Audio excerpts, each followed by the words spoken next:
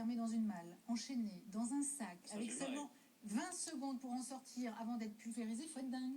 Ah, moi, Si je vous vous y me verrais permettez. bien quand même. Ah mais moi j'y vais pas dans Ah la bon. malle et pas avec vous, non, surtout pas. Non. Bref, cette histoire impensable est quand même arrivée, oui, à une célèbre magicienne mexicaine en direct à la télévision. Anadela va tenter le coup de la malle, comme on dit. Mais ce jour-là, elle n'est pas assez rapide pour sortir et c'est l'explosion. Anadela nous raconte son incroyable histoire. Une histoire qui est notre numéro 1 ce soir. En direct à la télévision, cette illusionniste présente un tour très risqué. En moins d'une minute, elle doit sortir d'un coffre cadenassé et rempli d'explosifs. Mais le spectacle va tourner court.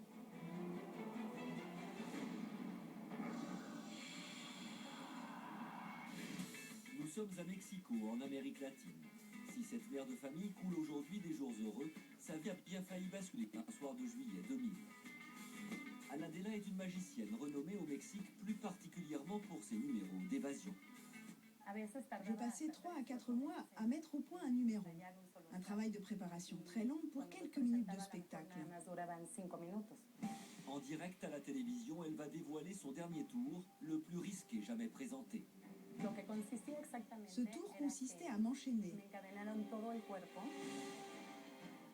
Puis j'entrais dans un sac et on m'enfermait.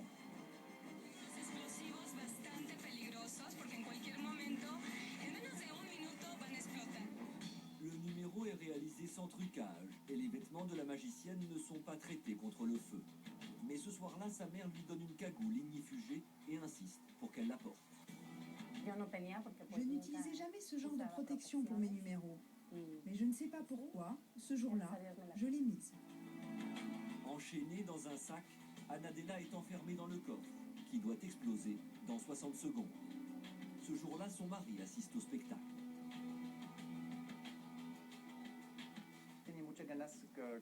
J'avais très envie de la voir exercer sa passion, car je ne l'avais jamais vue à l'œuvre.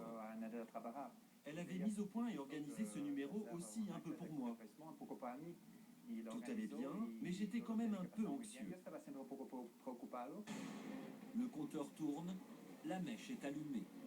À ce moment-là, la magicienne dispose encore de 40 secondes pour se libérer. Il ne reste que 30 secondes. Anadela tarde à ouvrir le cadenas.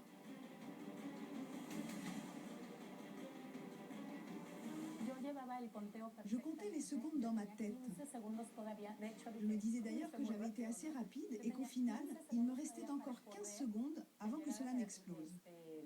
Il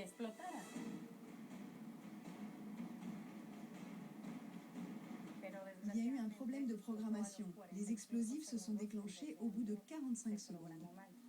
Mais ça, Anadela l'ignore encore. Et quand elle parvient enfin à sortir du coffre,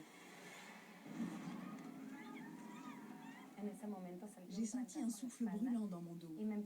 J'ai commencé à prendre feu. J'étais en flammes. Une explosion avec des flammes de 7 mètres de haut vient de se produire. Une vision de cauchemar pour son mari. J'ai vécu cela comme dans un mauvais film. Le temps m'a paru horriblement long avant qu'on m'y vienne en aide. C'était interminable. Cela n'a duré que quelques secondes, mais cela m'a paru tellement long. Malgré l'intervention rapide des pompiers, la magicienne est grièvement brûlée.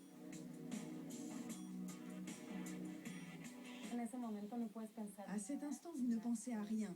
La douleur est si intense, si forte.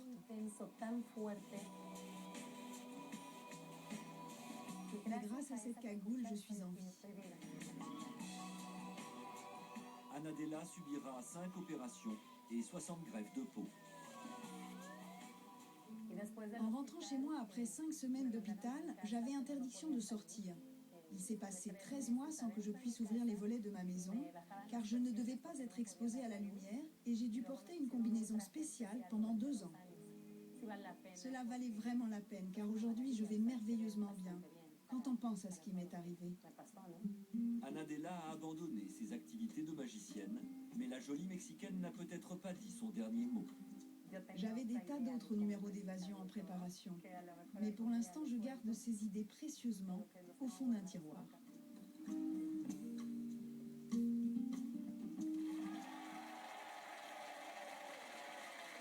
ce soir, vous allez peut-être jouer avec nous pour gagner le 3e chèque de 1